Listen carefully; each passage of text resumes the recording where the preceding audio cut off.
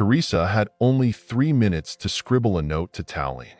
It felt like an incredible stroke of luck, considering the circumstances. In a revolutionary prison, they showed no mercy to aristocrats. After a brief moment of reflection, the determined woman penned a message that would change the course of French history. But back then, in January of 1794, Teresa had almost lost all hope. A woman of high society and one of the most influential figures of the empire, Juana Maria Ignacia Teresa Cabarrus was born in the 18th century in Madrid.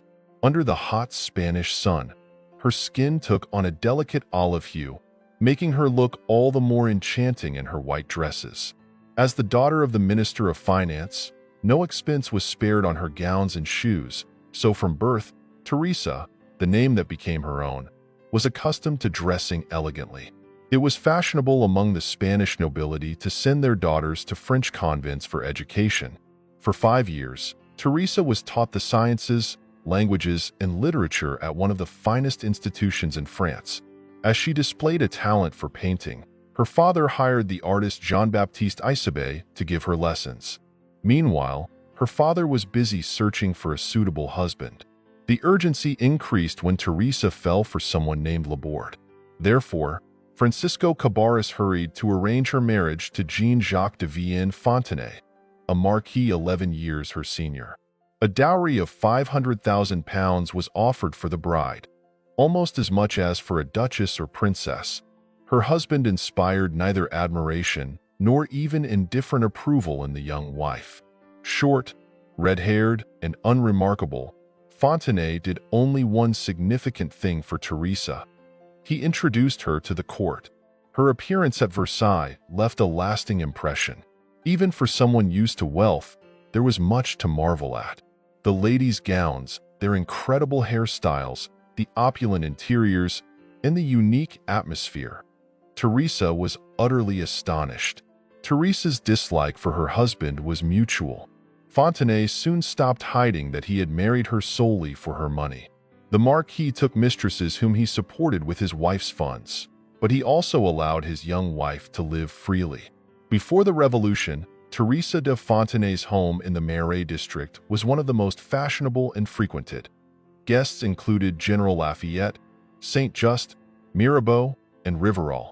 And the friend of her heart was Félix Lepelletier, and her son was likely the child of this man. Initially, the revolution left Teresa unimpressed. She didn't believe that this chaos would last long, and besides, she had other concerns. Her relationship with her husband was deteriorating, and troubling news was coming from Spain. Her father's position became precarious, and soon he was arrested. Around the same time, it became clear that the Marquis de Fontenay had brought the family to the brink of bankruptcy, having squandered not only his own funds, but also all of his wife's dowry. In the end, Teresa secured a divorce and returned to being known as Mademoiselle Cabarrus, just like in her youth. An intoxicating sense of freedom swept over her. She cheerfully debated women's political rights, freedom, and equality, even submitting a petition to the convention. But the revolution devours its own children.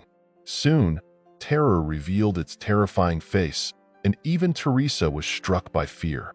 By that time, her ex-husband had fled to England, and the young woman decided it was time to pack her bags as well. She was headed to Madrid but was arrested on the way. The revolutionary authorities viewed Citizeness Fontenay as a potential link between French aristocrats and emigration, so they wouldn't let her leave. Thus, Teresa found herself in prison. In the Bordeaux prison, she met Jean-Lambert Tallien. The commissioner of the National Convention was in the province on a mission from Robespierre to aggressively pursue aristocrats. However, Tallien saw no need to spill blood unnecessarily and genuinely didn't understand why Teresa had been arrested.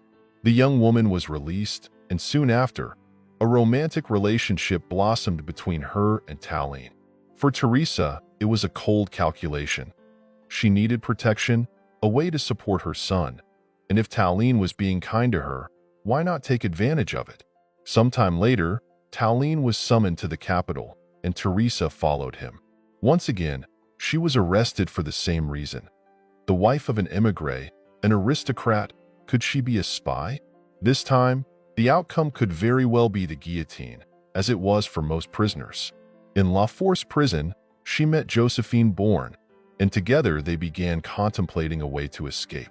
After parting with their last jewels, they made an arrangement with a guard to pass a note from Teresa to Tallien. They had no one else to turn to. On a scrap of paper, Teresa wrote the now famous lines, "I am dying because I belong to a coward." The note reached its destination, and those desperate words spurred Tallien to stage a coup. The ruthless Robespierre was overthrown, and the senseless terror came to an end. Teresa and Josephine were set free. Thus, Teresa became Madame Tallien, and she and her husband welcomed a daughter. The little girl was named in the spirit of the times, Thermidor. To jump ahead, she would witness both the Empire and the restoration of the Bourbons, as well as a new Napoleon, before marrying an aristocrat.